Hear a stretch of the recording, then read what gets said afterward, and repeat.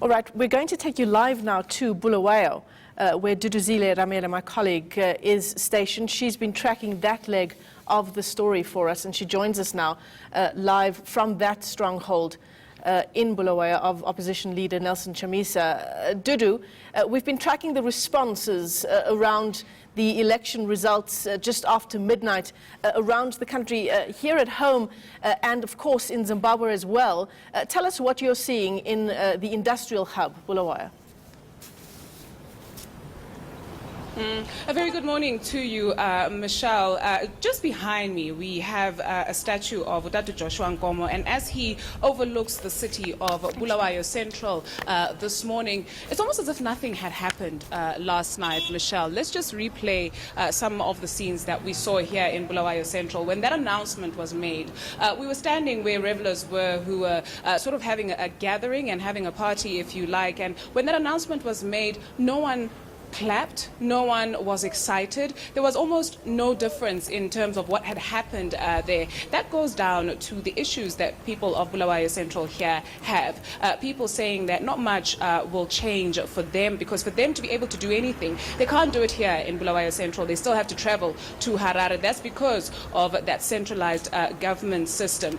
To get a sense of how this election has also been covered as compared to previous years, I'm joined now by a local journalist, Lulu Brenda Harris, to just talk about the dynamics in terms of what we're seeing now and what we used to see in the past. A very good morning to you, Lulu. Let's start with that, the way in which the election has been covered, especially here in Bulawayo. These scenes would not have been seen back in 2013. Yes, well, we have to admit the space has opened up, yes. But now when talking to people, they're not happy with the way results came out. As you can see, people are just going to their business, they're disappointed, they're angry, and they don't believe that other people can actually vote for a ruling party. These are the sentiments coming out from the people. And speaking to people last night, well, in the early hours of this morning when the announcement was made, saying that they're not celebrating any political party, but rather they're celebrating the fact that there's peace here in Bulawayo as compared to Harare, where people took to the streets and were burning and looting and so on. Yes, you know, Bulawayo has always been a quiet place. People don't want noise. They want to go with their business. So what happened in Harare is very sad. We condemn what happened. But now Bulawayo, they just want peace and go on with their business. They think that what happened should not happen again. They've always been the opposition stronghold. So they don't want to incite anything happening. This is Bulawayo for you. Right, and the MDC doing really well here in Bulawayo. No surprises. What do we put that down to? Obviously, Bulawayo has been a marginalized city. The people have been marginalized as well. Funding from the government is low, is limited.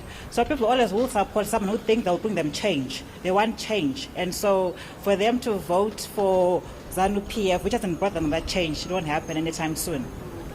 Let's get into the kind of work that you do, the kind of work that we do. Being a female journalist and having covered that all-important election, how has that played itself out? Well, it's risky but exciting. Personally, I enjoy that adrenaline rush. But you know, sometimes in such situations, you find that there's so much violence going on. So as a female in the front line, you have to be careful and protect yourself, you know? Yes. And when you look at everything that is happening today, people going about their ordinary business, will this change that everybody is so desperate to come for the city of Bulawayo? It doesn't look like it. It doesn't look. I mean, it's an election. People are supposed to be celebrating. I haven't seen anyone celebrating. Have you? You know. So it just goes back to normal. Dead. Yeah. We've seen long queues, people queuing up from the early hours of this morning when we were wrapping up, heading back to our accommodation. Elderly people who are queuing in order to get money. I mean, some of those real issues of not being able to access cash also play themselves out here. That's the reality now. Whether you voted for ZANU-PF or voted for MDC Alliance, the reality is all of us have to go back to those queues. I don't see any immediate change happening from now on. We have to go to the queues, we have to hustle, we have to work hard. So, and everyone, whether voted for ZANU-PF or MDC Alliance, this is a reality now. Yes. Female representation in parliament, female representation in politics in Zimbabwe. Very disappointing, very disappointing. A lot of women were attacked by other male counterparts. We have seen Thokozani Kupe, even the ZEC commissioner herself, Priscilla Chikumba, face such sexist remarks from the people. So it's disappointing. We don't have enough females. In fact, we should brace for a male republic. A male republic? Male republic, my dear, yes.